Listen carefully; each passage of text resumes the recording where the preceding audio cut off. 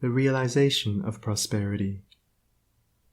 It is granted only to the heart that abounds with integrity, trust, generosity, and love, to realize true prosperity. The heart that is not possessed of these qualities cannot know prosperity, for prosperity, like happiness, is not an outward possession, but an inward realization. The greedy man may become a millionaire, but he will always be wretched, and mean, and poor, and will even consider himself outwardly poor, so long as there is a man in the world who is richer than himself, whilst the upright, the open-handed and loving will realize a full and rich prosperity, even though their outward possessions may be small. He is poor who is dissatisfied, he is rich who is contented with what he has, and he is richer who is generous with what he has.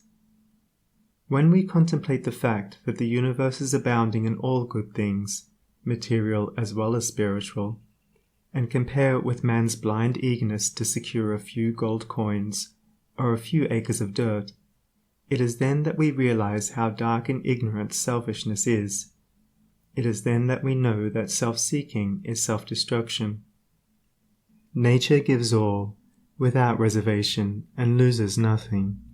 Man, grasping all, loses everything. If you would realize true prosperity, do not settle down, as many have done, into the belief that if you do right, everything will go wrong.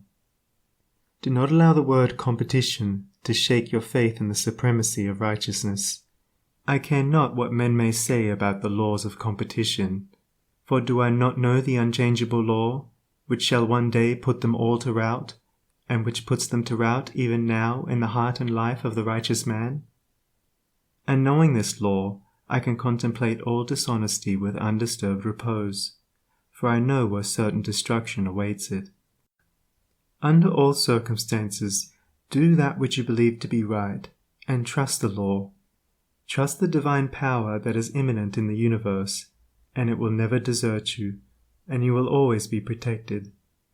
By such a trust all your losses will be converted into gains, and all curses which threaten will be transmuted into blessings.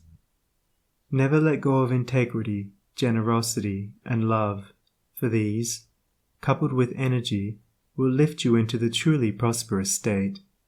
Do not believe the world when it tells you that you must attend to number one first, and to others afterwards. To do this is to not think of others at all, but only of one's own comforts. To those who practice this, the day will come when they will be deserted by all, and when they cry out in their loneliness and anguish, there will be no one to hear and help them.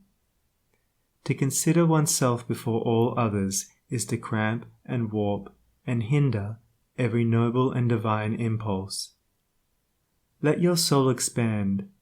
Let your heart reach out to others in loving and generous warmth, and great and lasting will be your joy, and all prosperity will come to you.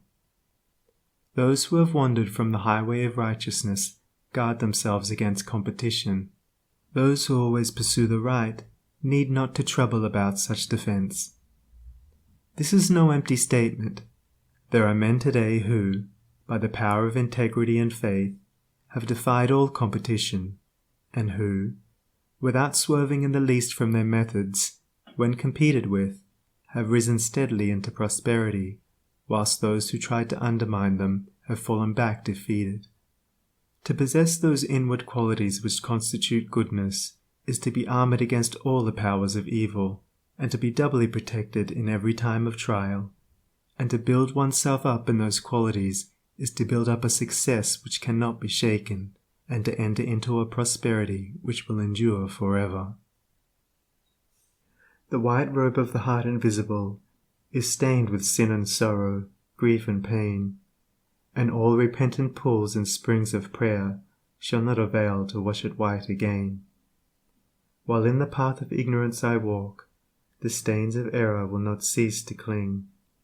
Defilements mark the crooked path of self, where anguish lurks and disappointments sting. Knowledge and wisdom only can avail to purify and make my garments clean, for therein lie love's waters, therein rests peace undisturbed, eternal and serene. Sin and repentance is the path of pain.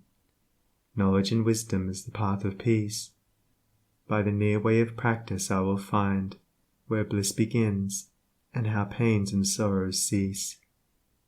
Self shall depart, and truth shall take its place. The changeless one, the indivisible, shall take up his abode in me, and cleanse the white robe of the heart invisible.